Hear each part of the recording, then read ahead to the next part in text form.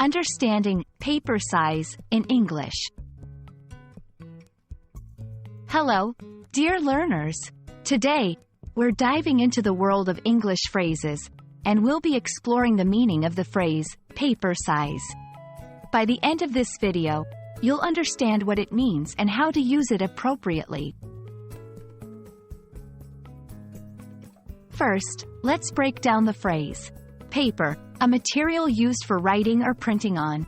It is thin and usually white, made from wood pulp. Size refers to how big or small something is. Together, paper size refers to the dimensions of a sheet of paper. In simpler words, it's how big or small the paper is. Paper comes in various sizes. Knowing the correct paper size is essential because 1. It helps in printing documents correctly. 2. It's important for designers and artists when creating artworks. 3. Stationaries like folders or binders are made based on standard paper sizes. There are several standard paper sizes used around the world. Some of these include A4, the standard size for most printed documents, especially in countries using the metric system.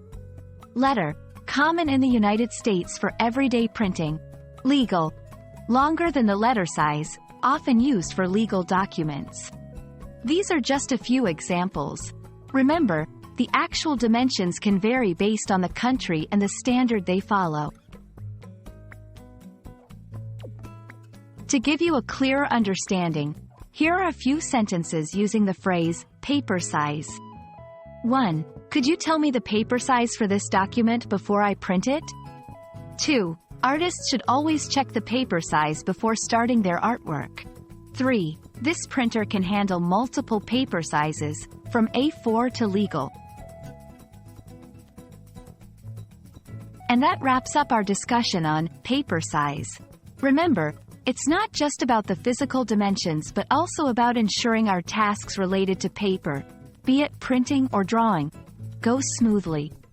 We hope this video shed light on the topic for you. Keep learning, and see you in the next one.